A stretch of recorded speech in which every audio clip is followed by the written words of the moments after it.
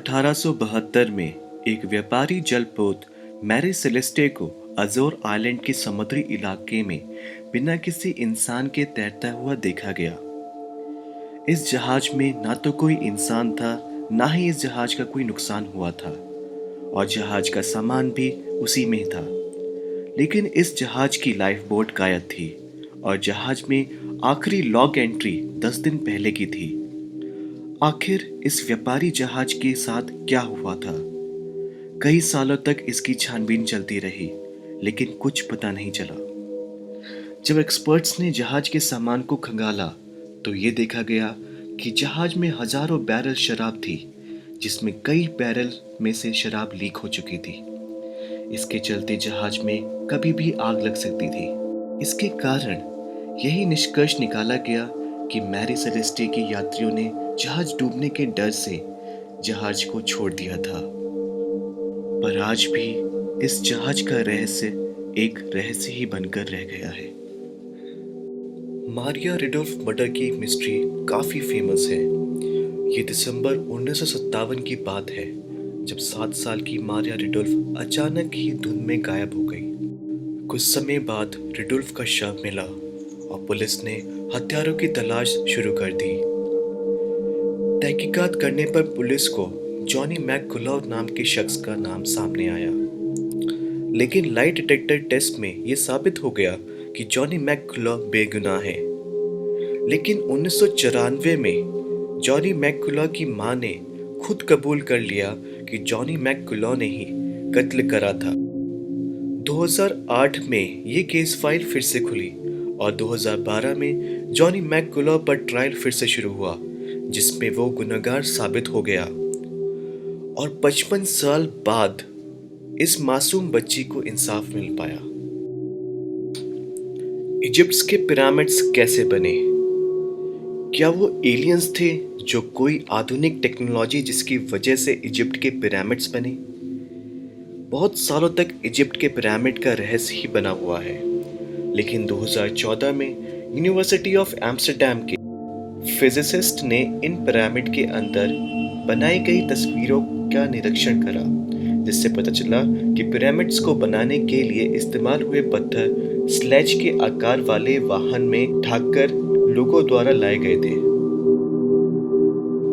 Location of Santa Maria. ये 1492 की Christmas ewe की बात है, जब सांता मारिया जहाज, जिसमें क्रिस्टोफर कोलंबस ने अमेरिका की खोज करी थी, कोरल रेफ्री से टकराकर डूब गया।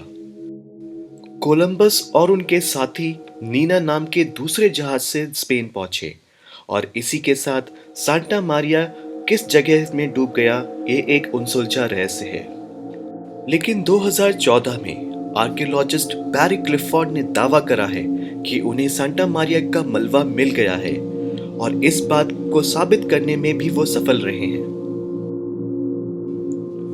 किंग रिचर्ड की मौत कैसे हुई?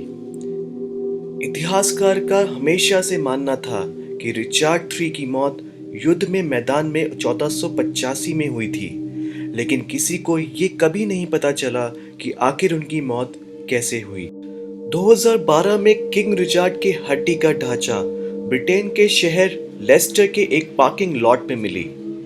एक्सपर्ट्स ने रिचर्ड के मिले ढांचे का निरीक्षण करा तो उनके शरीर में कई चोटें पाई गईं, जिससे ये पता चला कि उन पर एक साथ बहुत लोगों ने हमला करा था।